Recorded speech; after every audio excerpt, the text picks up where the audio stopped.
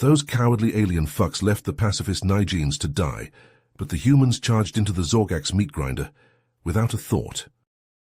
This is Prime Minister Zelos of the Nigean sovereignty. Our homeworld is under Zorgax bombardment. Our shields have failed. We cannot hold out much longer. Please, if anyone can hear us, we need immediate assistance.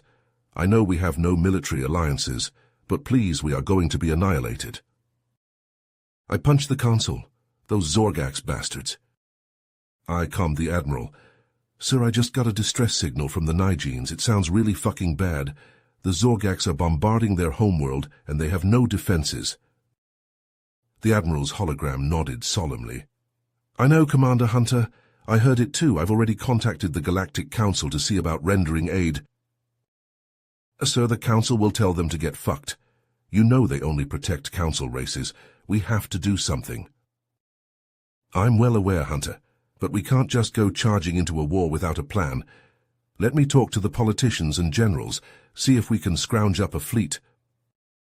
Hunter, your ships are needed here to protect Earth. With respect, sir, Earth will be just fine without us for a bit, but the Nigeans won't last a day. I'm going with or without your permission. Hunter out. I clicked off the comm and opened the ship-wide channel.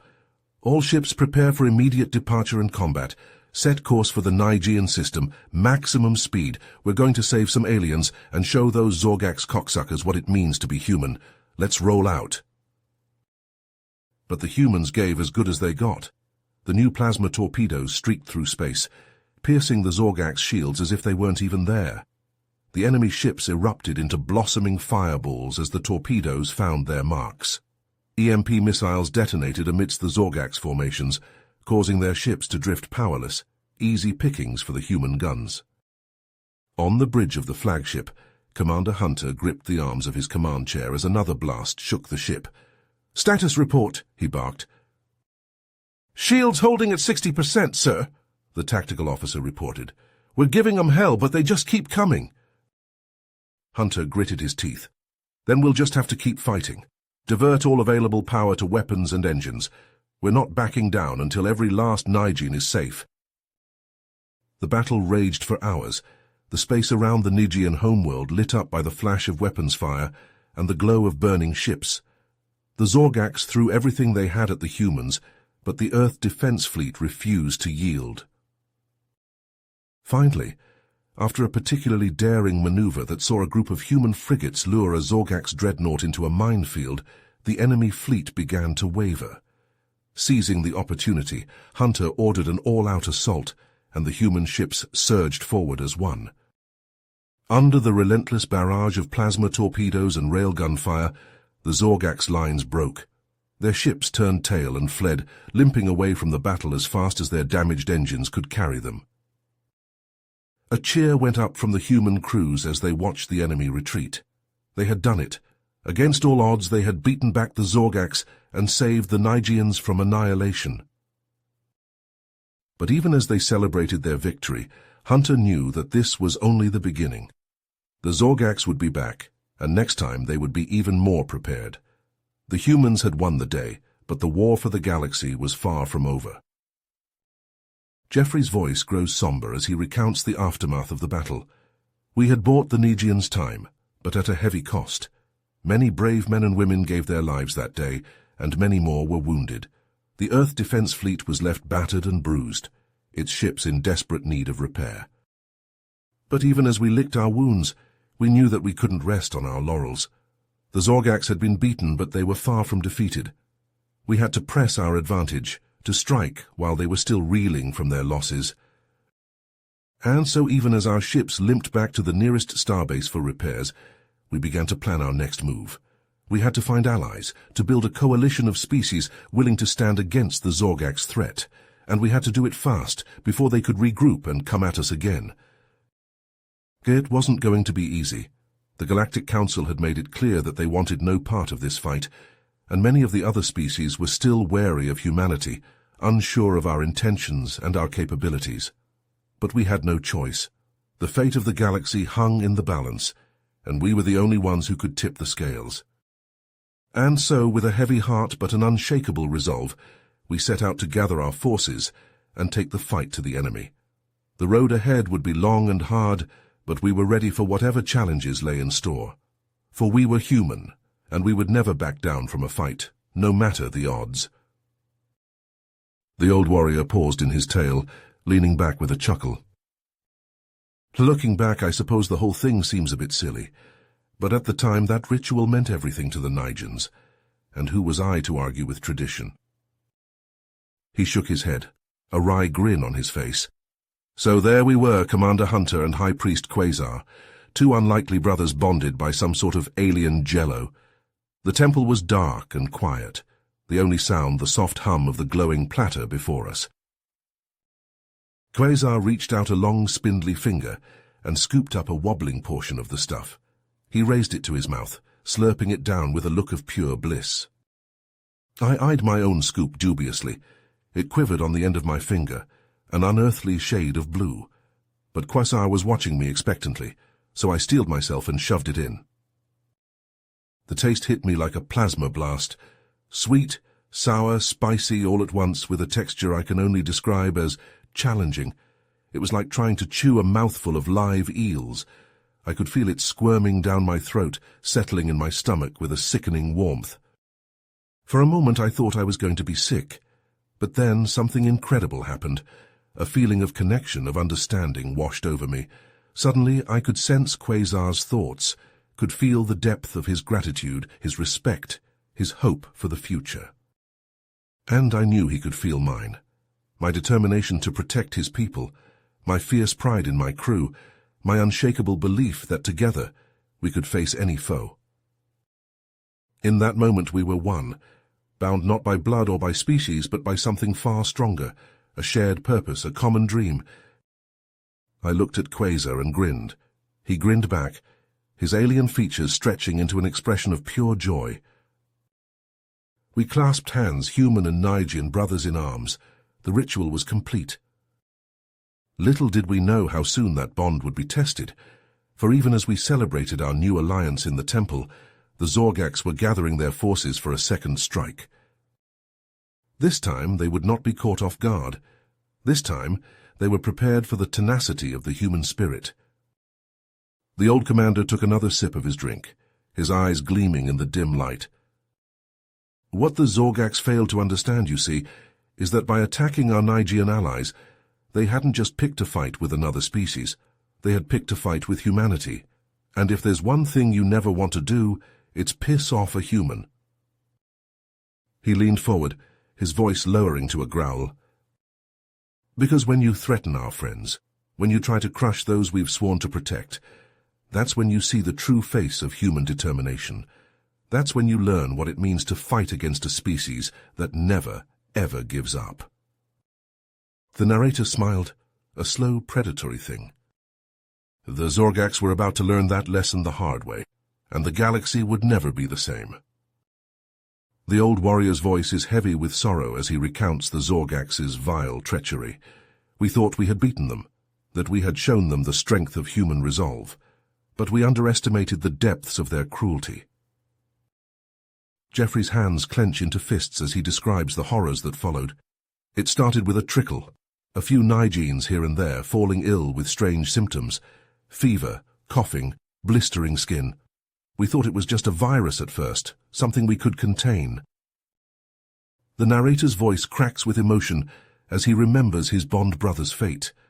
I watched Quasar waste away before my eyes. His once proud scales turned dull and lifeless, his eyes clouded with agony. He knew he was dying, but he faced it with a courage I can scarcely fathom. Geoffrey's lips tremble as he recounts Quasar's final words.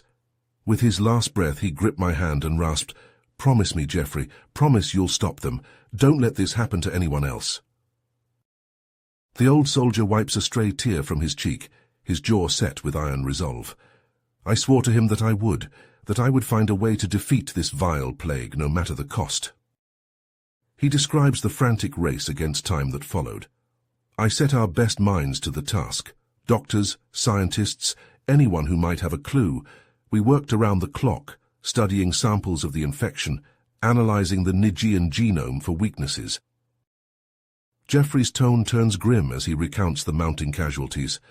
But every day more Nigeans died. Every hour brought fresh reports of agony and death. It was like the Zorgax weapon was designed specifically to resist our every effort.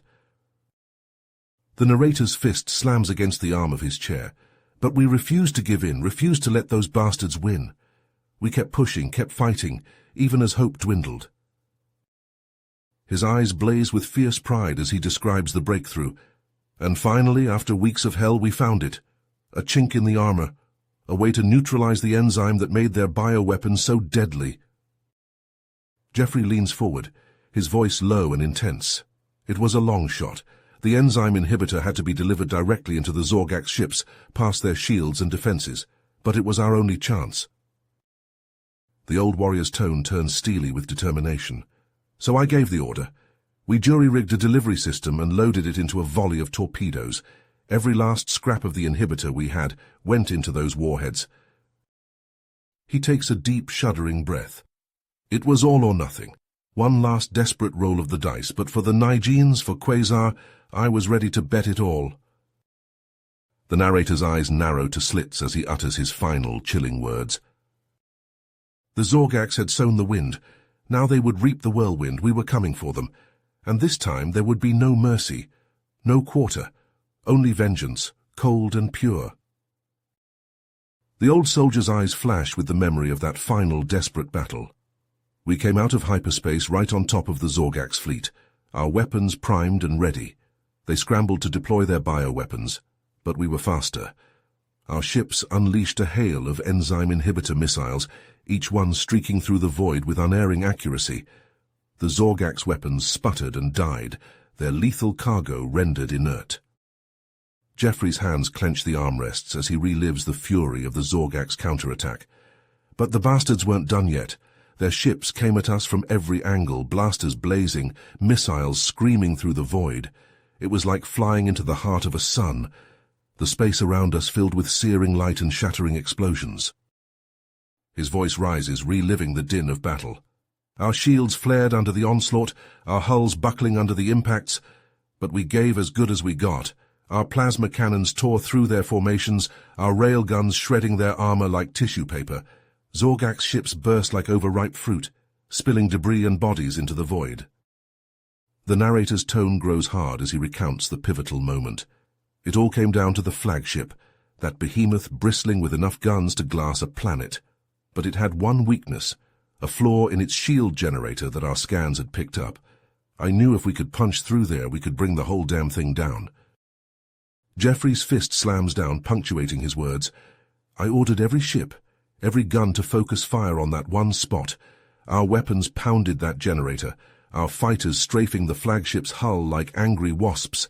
For a second I thought it wouldn't be enough, that their shields would hold. His voice drops to a whisper. But then, with a flash that seared my retinas even through the viewscreen filters, the generator blew. The flagship's shields winked out and we pounced. Our ships tore into its guts, ripping it apart from the inside. Explosions chained through its structure, fire blossoming from every rupture. The old warrior sits back, a grim smile on his face. We'd done it. Against all odds, against the might of the Zorgax war machine, we'd triumphed. It was a victory that would echo through the ages, a testament to human courage and tenacity. His eyes grow distant, his tone reflective. But for me it meant something more. It was a promise kept, a debt paid to the memory of Quasar and all the Nigeans who had suffered at Zorgax's hands. As I watched that flagship burn, I felt the weight of that promise lift from my shoulders.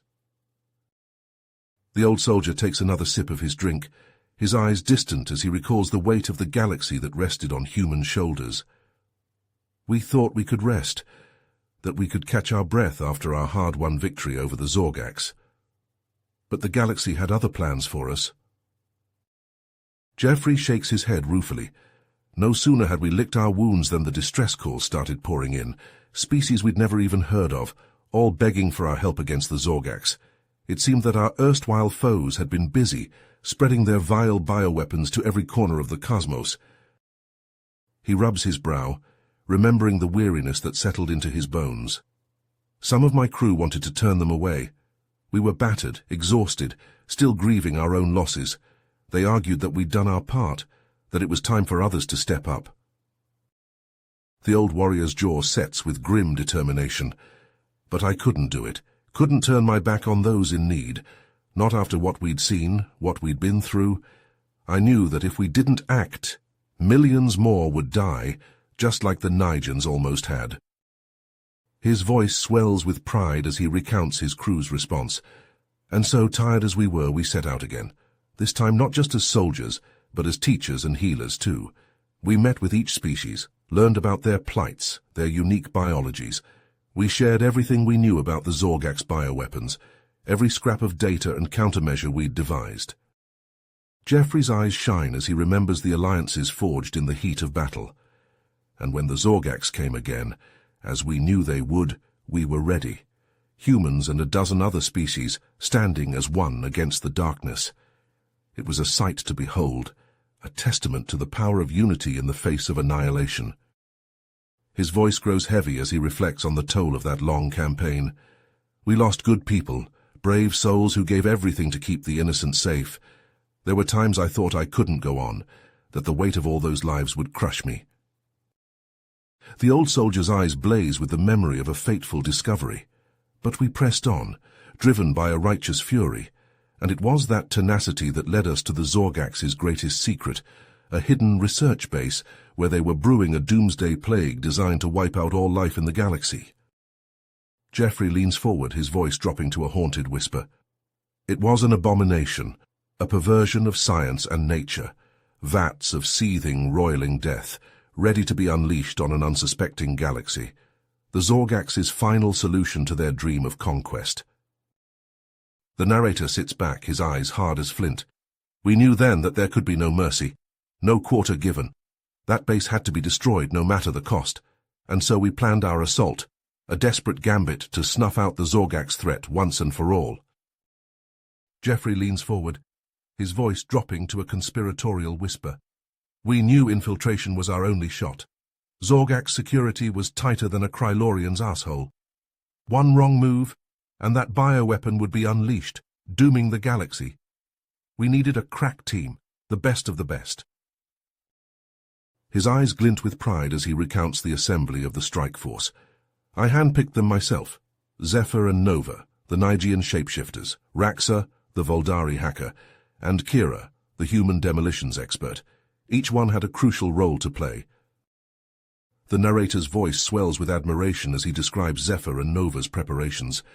Those Nigerians trained relentlessly, studying every facet of Zorgax culture. They learned to mimic their walk, their speech patterns, even their damn facial tics. By the time they were done, you couldn't tell them from the real deal. Jeffrey's tone grows tense as he recounts the infiltration. The day of the op, we were all on edge, but Zephyr and Nova, cool as fucking cucumbers. They strode right up to the facility gates, flashed their forged credentials, and marched inside, bold as brass. The rest of us held our breath, watching through the body cams. The narrator's voice quickens with urgency as he describes the race against time. Once they were in, they had to move fast.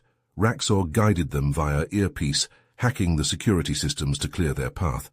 They planted Kira's charges on the containment tanks, synced to blow on her signal. It was going smooth as silk until it wasn't. Jeffrey's jaw clenches as he recounts the fateful moment. They were nearly at the extraction point when a patrol stumbled onto them. Zorgax guards, armed to the teeth. Zephyr and Nova didn't hesitate. They flew into action, a blur of fists and feet, taking the bastards down hard. But more kept coming. They were gonna be overrun. The narrator's voice cracks with emotion as he describes Nova's sacrifice. That's when Nova made the call. She shouted at Zephyr to run, to get clear and send the detonation signal. Then she charged the guards, screaming like a Valkyrie. Zephyr hesitated just a second, but he knew she was right. He bolted, tears streaming down his face, as he heard the shots ring out behind him. Jeffrey wipes his eyes roughly, his voice hoarse. Nova fought like a demon, taking down a dozen of them before they cut her down. But it was enough. Zephyr made it out, slamming his fist on the detonator as soon as he was clear. The whole damn place went up like a supernova. The bioweapon scourged from the universe in a purifying blaze. The old soldier sighs heavily, the weight of memory bearing down on him. It was a victory, but it came at a hell of a price. Nova was a hero, the truest kind. She gave her life so that others might live. We all owed her a debt we could never repay. Jeffrey's eyes harden with determination as he recalls the aftermath. But we sure as hell tried. We redoubled our efforts, rallying our allies, hunting down every last Zorgax holdout. We fought in Nova's name, in the name of all those we'd lost. We wouldn't stop until the galaxy was free of their vile taint once and for all. The old commander's eyes narrow as he recalls the chilling transmission. We were still licking our wounds from the last battle when the message came through. At first, we couldn't believe what we were hearing. A gravity weapon. It sounded like something out of a science fiction novel, but the Zorgax were deadly serious. Jeffrey shakes his head, his voice tight with anger. Those bastards, they knew they were beaten, but they just couldn't accept it. They were willing to commit genocide, to wipe out an entire species just to spite us. It was the act of a sore loser, a bully who couldn't stand the thought of someone standing up to them. The narrator's fist clenches as he describes their frantic search for a solution. We pored over every scrap of data we had, looking for anything that might give us an edge, and that's when we remembered the gravitons. We'd encountered them years before, a strange ethereal species that seemed to dance through the stars.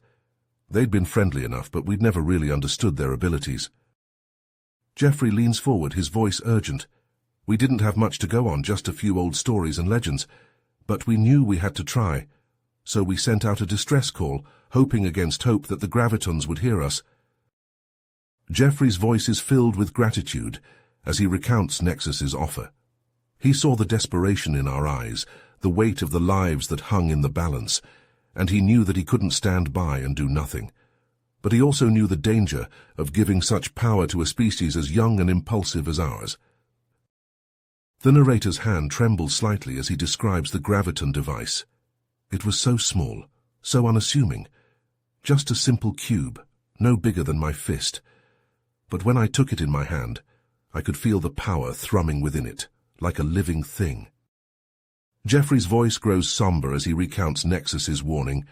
He made us swear an oath, a promise that we would only use the device to stop the Zorgax, and never again.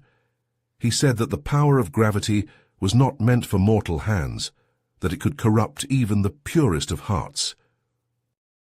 The old soldier's eyes blaze with determination as he describes their plan. We knew we had to act fast. The Zorgax were already on their way to the Nigean system, their gravity weapon primed and ready, so we set a trap, luring them into a narrow corridor of space where their numbers would count for nothing. Jeffrey's voice rises to a crescendo as he recounts the final confrontation. We hit them with everything we had, every ship, every gun, every last scrap of courage and resolve. And then, when they were hemmed in and vulnerable, we activated the graviton device. The narrator's words are filled with awe and horror as he describes the destruction that followed. It was like watching the hand of God itself. Gravity twisted and warped, tearing the Zorgax ships apart like they were made of paper. Black holes bloomed in the heart of their fleet, swallowing entire squadrons whole.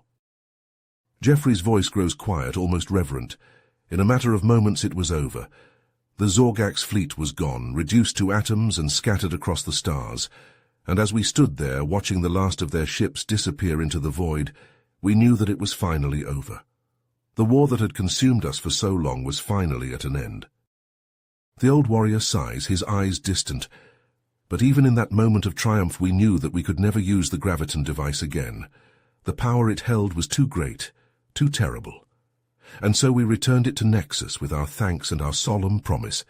The Zorgax were gone, but the scars they had left on the galaxy would take generations to heal, and it would be up to us, the survivors, to make sure that such a war never happened again. Jeffrey paused, his eyes growing distant as he remembered the long, hard road of reconstruction. The Nigean cities were little more than rubble and ash when we arrived. The once proud spires that had reached towards the stars now lay toppled and broken, their gleaming surfaces scorched by the heat of Zorgax weapons fire. We set up camp amidst the ruins, our ships serving as makeshift shelters and hospitals for the wounded and displaced. The Nigean survivors emerged from the wreckage like ghosts, their eyes haunted by the horrors they had witnessed. Many were injured, their scales cracked and bleeding, their limbs twisted at unnatural angles.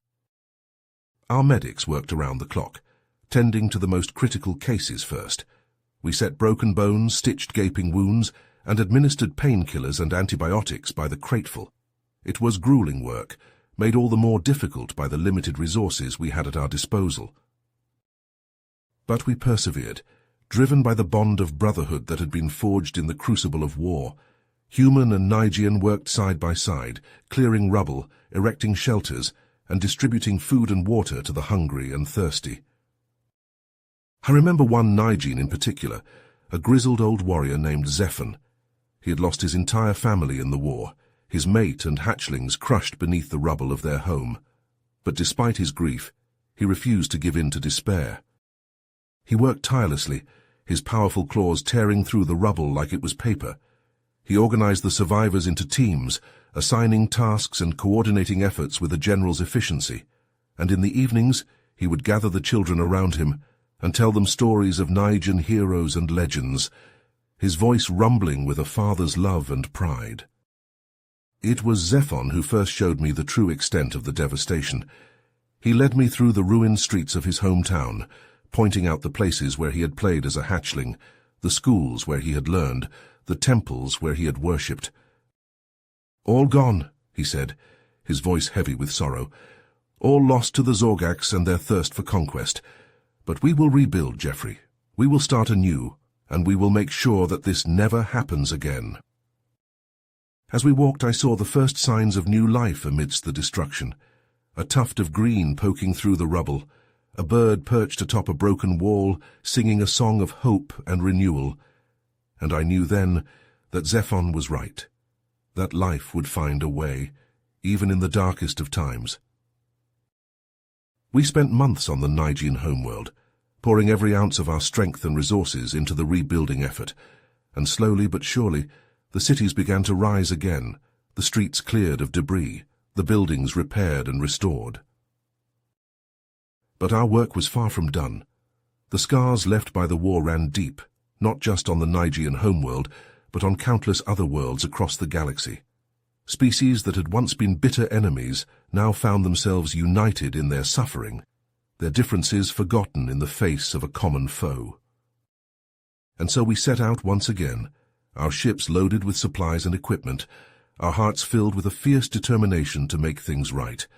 We traveled from world to world, from system to system, offering aid and comfort wherever we could. We helped the Voldari rebuild their shattered fleet, working side by side with their engineers to design new ships and weapons that could stand against the Zorgax threat. We provided food and medicine to the Krylorians, whose crops had been poisoned by Zorgax bioweapons, leaving them on the brink of starvation.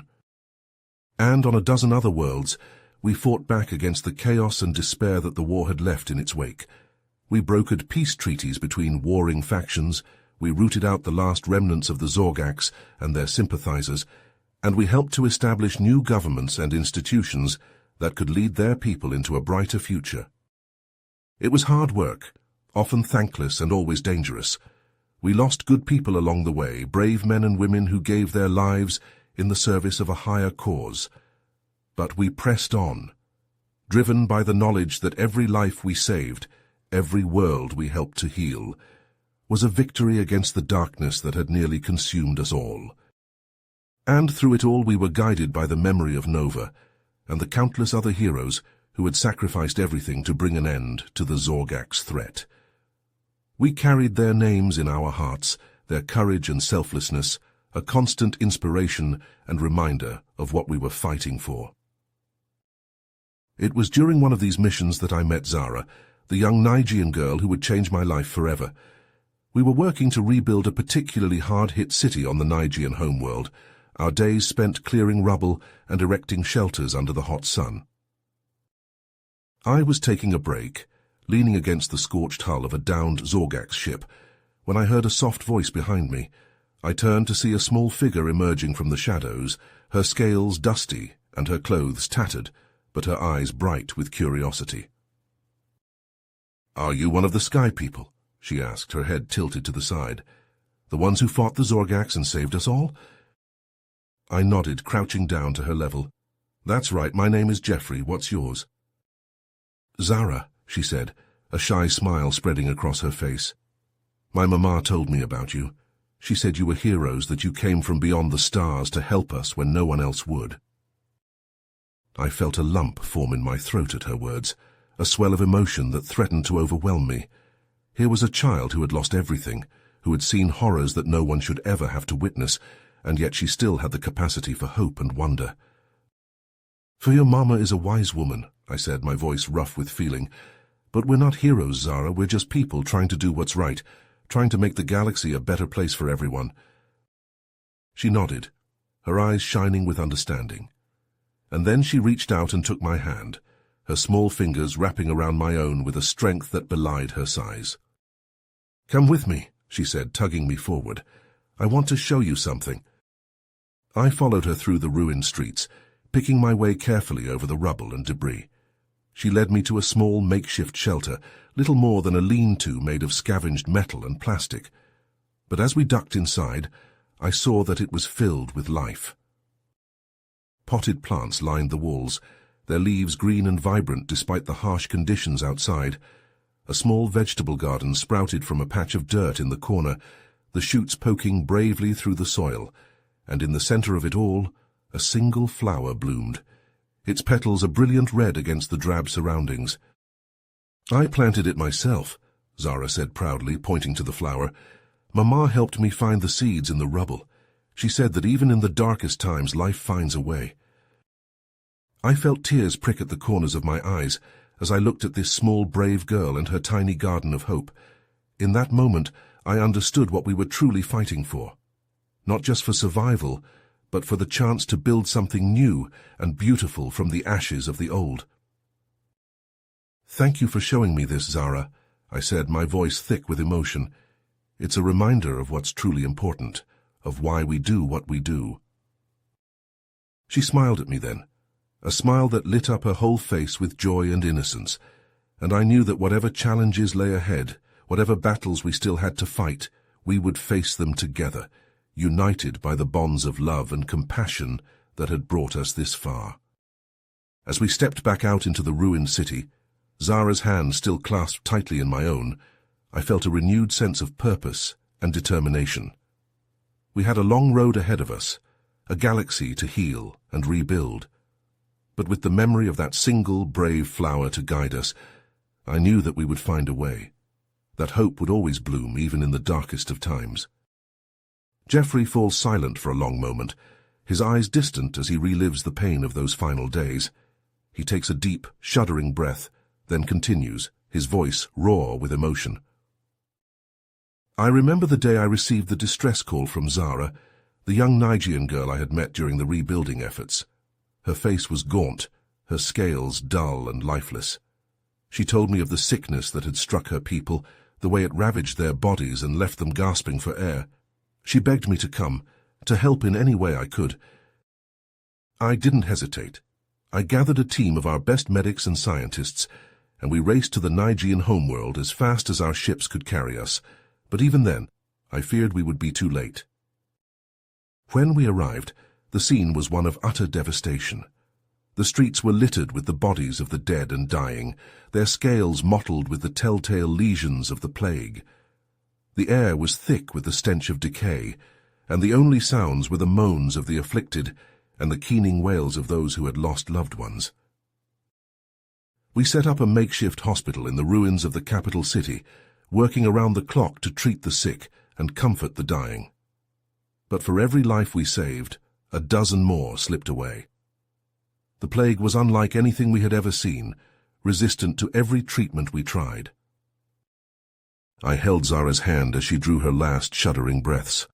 Her once bright eyes were clouded with pain, but she managed a weak smile as she looked up at me.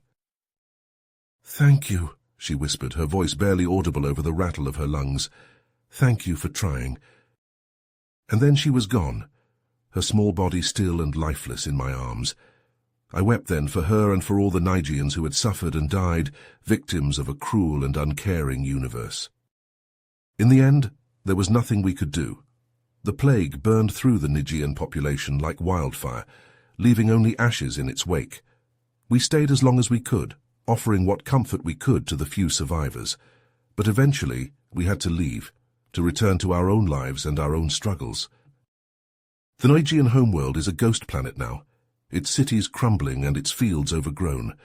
The only signs of the once vibrant civilization that thrived there are the scattered ruins and the fading memories of those who knew them.